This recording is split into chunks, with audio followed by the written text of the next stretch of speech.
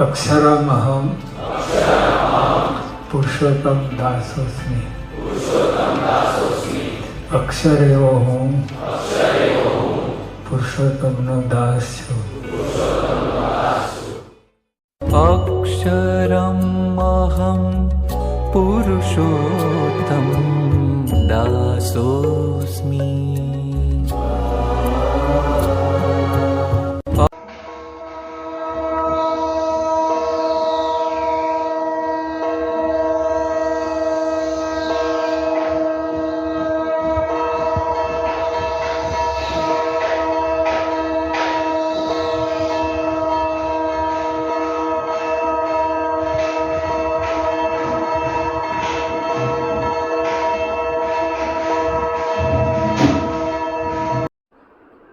नारायण नारायण। एक बार मैंने बताया था कि हमारे घर मंदिर में जो भगवान का स्थापन है वहाँ पर हमें कुछ भी भोग लगाना चाहिए।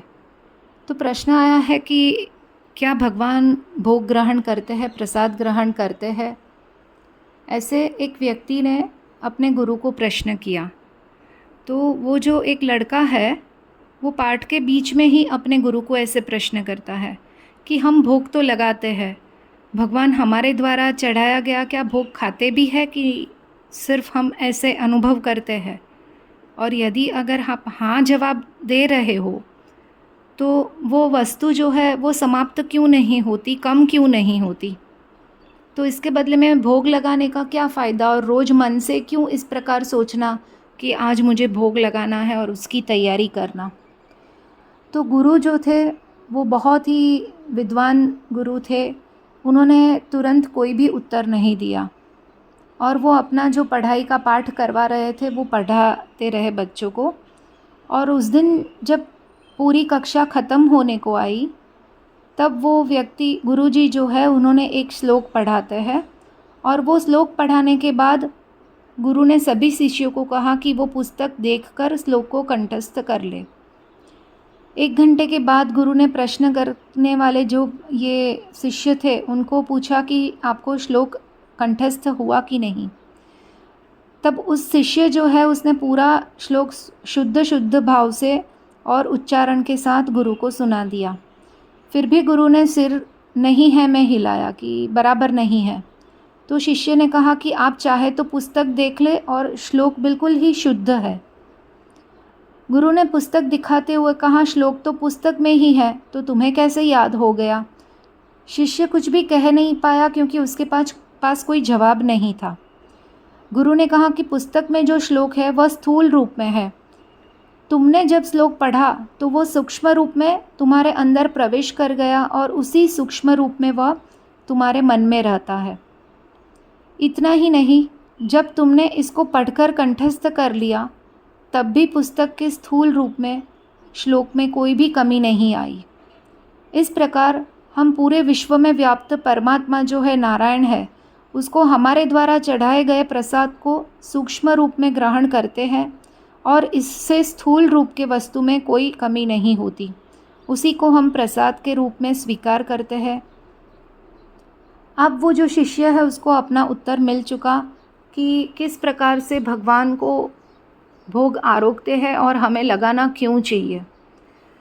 तो हम भोग में किस प्रकार की भावना रखते हैं वो इससे भी थोड़ा सा एक ऊपर का प्रश्न है कि जब हम भोग लगाते हैं तब हमारी लौकिक क्रिया से, मन के विचारों से लगाते हैं कि वो एक क्षण रहती है भोग लगाते वक्त की, उस समय हम परमात्मा को किस प्रकार का भीतर भाव उत्पन्न करके वो आरोगने के लिए हम उनके पास रखते हैं प्रसाद। उसके बाद वो प्रसाद रूप से हम हमारी रसोई में या हम सब वो बांट के खाते हैं। तो वो जो प्रसाद भी हमारे भीतर जाता है उससे भी हमारी बुद्धि शुद्ध होती है, बुद्धि में परिवर्तन आता है, क्योंकि सूक्ष्म रूप से नारायण ने वो प्रसाद का आरोहण किया हुआ रहता है। तो जो आजकल नवयुवक बच्चे हैं वो उनको लगता है कि प्रसाद नहीं खाना चाहिए या मंदिर में नहीं जाना चाहिए। तो उसके बदले में आप धीरे धीरे अपने घर में जो भी घर मंदिर है उसमें अपने जो भगवान है उसको भोग लगाना शुरू कीजिए। अपने घर में कोई भी व्यवस्था नहीं है तो शक्कर या गुड़ भी रहेगा तो भी चलेगा। कुछ भी आपके घर में जो व्यवस्था है, अगर आप भोग लगा सकते हो, सुबह की आपकी जो रसोई है, खाना है, अगर वो लगा सकते हो तो बहुत ही श्रेष्ठ है।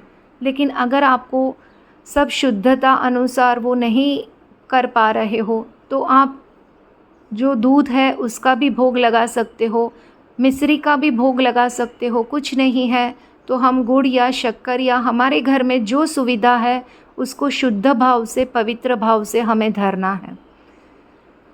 तो आज हमारा केयुंग सत्संग परिवार का 1000वां सेशन हुआ है और वो भी हमें ये जो हम धर्म करते जाते हैं या हमारे पुण्य जन्म के कोई कर्म है जिसके प्रसाद रूप हमें नारायण ने ये सत्संग दिया हुआ है, और ये जो 1000 सत्संग का हमारा पूरा हुआ है वो उसका जो भी श्रेय जाता है वो मेरे गुरु महंत स्वामी महाराज को जाता है, उनको समर्पित है, क्योंकि उनके सिर्फ नाम स्मरण से ही ये संभव हो रहा है और उन्हीं के नमन करने से, प्रेरणा से हम ये संभवित कर पाए हैं। और ये इसमें आप सब लोग जुड़े हैं, उसी की वजह से ये आज 1000वां हमारा जो आज का सेशन है वो हम संपन्न कर पाए हैं। कहीं ना कहीं हमारे भी पुण्य जन्म के कर्म फलित होते हैं, तब जाके हम नारायण का नाम ले पाते हैं, सत्संग कर पाते हैं, सत्संग में बैठ पाते हैं, सत्संग में जुड़ पाते हैं।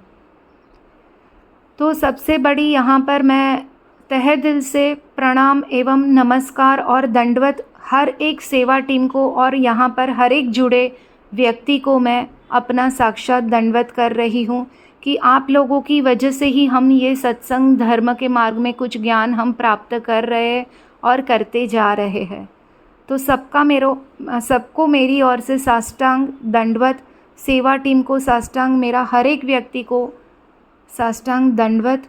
और हम ऐसे ही लगातार असंख्य हमारे नारायण के केयुंग सत्संग परिवार के सेशन करते रहे, जिससे हमारे भीतर भी बहुत सारे परिवर्तन आए और हमारे परिवार के भीतर भी बहुत सारे परिवर्तन आए और हम अपने जीवन पथ पर बहुत अलग प्रकार से नारायण के प्रसाद रूपी ये जीवन से, नारायण के प्रसाद रूपी ये सत्संग के माध्यम से हम अपने जीवन में उन्नति करें। वही नारायण के चरणों में और मेरे गुरु महंत स्वामी महाराज के चरणों में प्रार्थना। नारायण नारायण।